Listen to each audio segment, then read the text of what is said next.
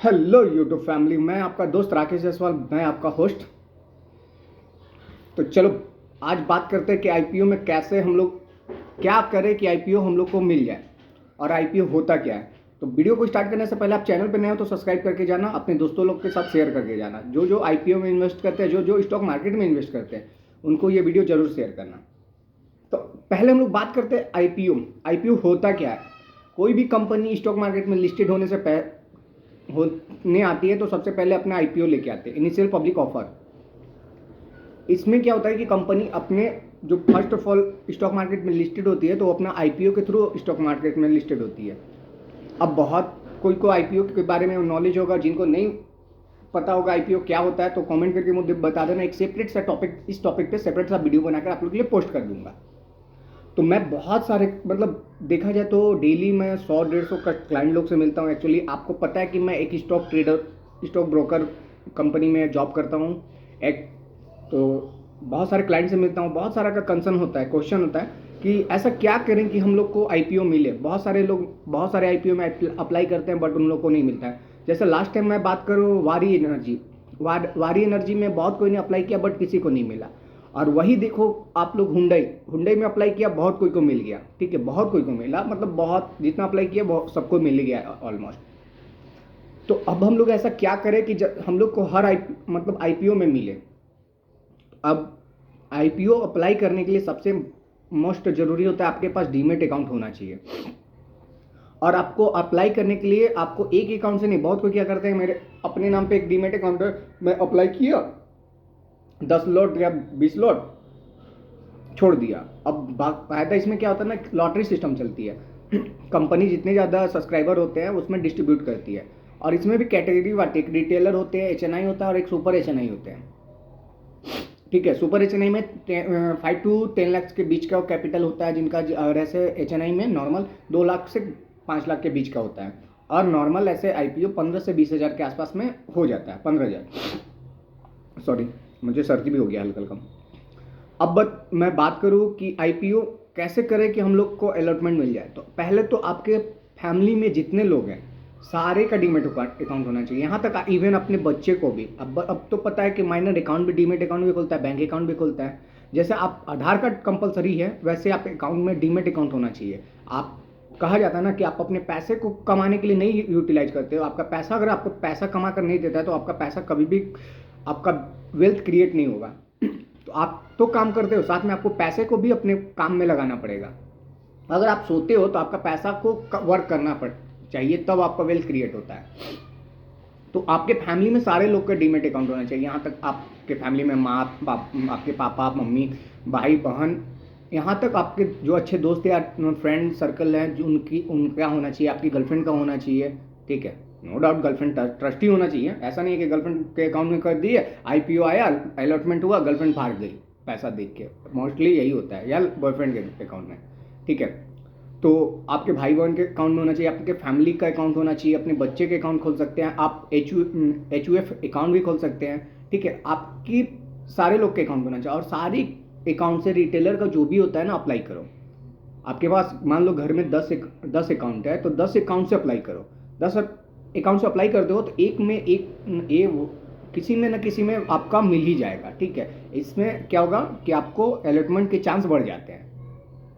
अगर आप 10 या 15 अकाउंट से करते हो, 10 अकाउंट से करते हो, 9 अकाउंट से करते हो, 5 अकाउंट से करते हो, तो हो सकता है मोस्ट प्रायोरिटी आपका होता है कि 50% 80% सिक्योरिटी कि आपके कोई ना कोई अकाउंट में एक लॉट, मतलब एक में अलॉटमेंट मिल जाता है। तो आपको सबसे पहले तो अपने सारे फैमिली का अकाउंट खोलना चाहिए। बच्चे का भी माइनर अकाउंट खोल सकते हो आप लोग। अगर आपको अकाउंट खोलने में प्रॉब्लम होगा तो आप मुझे इंस्टाग्राम पे मैसेज करो, वहाँ से मेरी टीम आपको कंसर्न करेगी, आपको अकाउंट खोलने में हेल्प करेगी। और ऐसे भी आपको माइनर अकाउंट खोलने में, एचयूएफ अकाउंट खोलने में हमारी टीम की ज़रूरत पड़ेगी।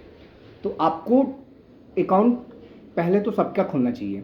अपने फैमिली में जितने लोग हैं ना सबका डीमेट अकाउंट होना चाहिए, और डीमेट अकाउंट से सबके डीमेट अकाउंट से अप्लाई करो। और बहुत सारी कंपनी, हाँ अब बहुत का रहता है ना कि आईपीओ अप्लाई कर देते हैं पर पैसा बंद, मतलब वो अपने उसको लॉन्ग टर्म से रख देते हैं या तो पैसा को यूटिलाइज नहीं कर पाते। तो एक बात मैं पिछले 1 साल का डाटा बोलूँ तो आप अगर आईपीओ में अप्लाई किया और आपको आईपीओ मिला तो आप हर आईपीओ को लिस्टिंग प्राइस के बाद सेल कर दिए, जैसे आज लिस्टिंग हुआ और आप सेल कर दिए, तो आपका कैपिटल 4 टाइम बढ़ा। अगर आपने 1 लाख का कैपिटल था वो 4 लाख हो गया, बट आप एक ही कोई भी आईपीओ को होल्ड करके बैठे तो आपका कैपिटल 1 टाइम ही ग्रो हुआ। ठीक है, तो आप सोचो कि आपको पैसा बनाना है, ज़्यादा बनाना है या कम बनाना है। मेरा मानना रहता है कि आपका पैसा जितना ज़्यादा चर्निंग होता है ना, उतना ज़्यादा आपको प्रॉफिट गेन होता है। ठीक है, अगर आपको हर आईपीओ को लेते और बाई मतलब मिलने के बाद आप सेल कर देते हैं, आप वेट नहीं करते हैं, जैसे ही आप लिस्टेड होता है आपके इशू प्राइस से ज़्यादा में, तो आपको सेल कर देना चाहिए।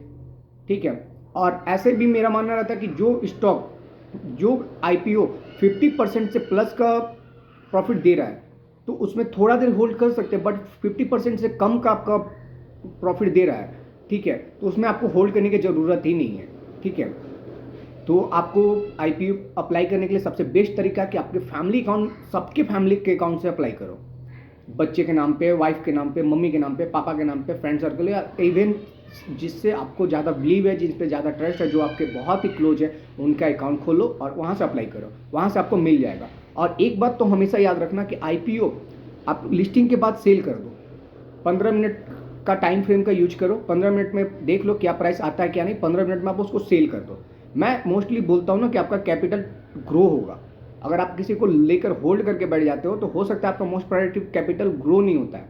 अभी लास्ट टाइम जो मैं बात करूँ तो हुंडई का उससे पहले वारी एनर्जी का बात करूँ तो वारी एनर्जी नो डाउट जब आप लिस्टिंग हुआ था ना तो अपना 90% का रिटर्न के साथ हुआ था। ठीक है, हुंडई के बाद अगर ओला का भी बात करूँ आज कम है। ठीक है, आपने होल्ड नहीं, और जैसे ही लिस्टिंग हुआ, ठीक है, लिस्टिंग होने के बाद देखो तो उसका प्राइस ऑलमोस्ट 2 से 3 दिन में डबल चला गया। ठीक है, अब भला ही बहुत कम आ गया, अपने लिस्टिंग प्राइस से भी नीचे आ गया। ठीक है, हुंडई की बात करूँ तो अपने लिस्टिंग प्राइस से कम में था। अगर आप उसको जैसे लिस्टिंग प्राइस आया तो आपको सेल कर देना चाहिए था, बट अभी लोग भी होल्ड करके बैठे हैं, शायद उनका कैपिटल यूज हो गया। आप स्विगी में नहीं अप्लाई कर सकते, और भी बहुत सारी कंपनी में अप्लाई नहीं कर सकते, क्यों एनर्जी में अप्लाई नहीं कर पाए होगे आपने। तो आपको आईपीओ में लगाना है पैसा, तो सबसे पहले तो आपको सारे फैमिली का डीमेट अकाउंट होना चाहिए। बैंक अकाउंट जितना ज़्यादा ज़रूरी है उतना उससे ज़्यादा ज़रूरी आपका डीमेट अकाउंट होना चाहिए। आपका पैसा तभी बनता है, आपका वेल्थ तभी बनता है जब आपका पैसा काम पे लगता है, जब आपका मनी वर्क करता है, ना कि आप शरीर से मेहनत करते हो। एक एग्जाम्पल लो, एक छोटा सा दुकानदार, एक छोटा सा रिक्शा चलाने वाला कितना पैसा कमाता है? मोस्टली दिन भर में 400-500। अगर वही बात करें एक बहुत सारे बिजनेसमैन जो अपने पैसों को वर्क पे लगाए हैं, वो दिन का कितना कमाते होंगे? मोस्टली अगर नॉर्मल बात करूँ तो 5 से 6 हज़ार रुपया, 10,000 रुपया। छोटा से छोटा बिजनेसमैन का बात करूँ, जो अपने कैपिटल को, मरवाड़ी का बात करूँ या मैं बढ़िया फैमिली हूँ, मुझे पता है। ठीक है, बट माइंडसेट बैठा हुआ है ना कि आप शरीर से मेहनत करते हो ना तो पैसा नहीं बनता है, आपको मेहनत करना पड़ेगा, स्मार्ट वर्क करना पड़ेगा।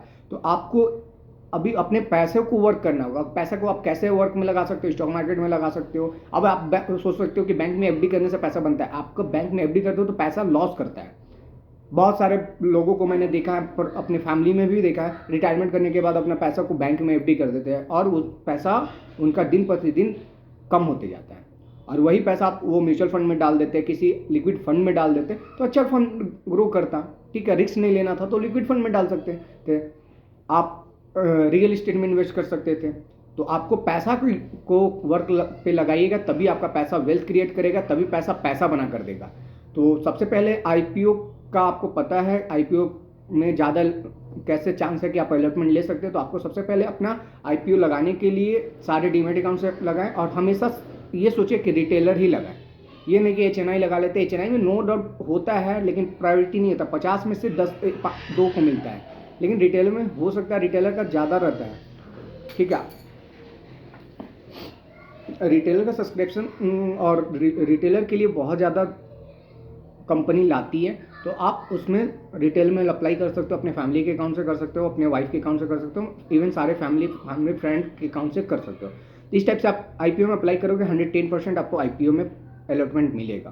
तो आई होप वीडियो पसंद है तो लाइक करना, चैनल पर तो सब्सक्राइब करना, अपने दोस्तों के साथ शेयर करना। मिलते हैं ऐसे इन्फॉर्मेटिव वीडियो के साथ, तब तक के लिए बाय, अपना ख्याल रखिए, बाय बाय।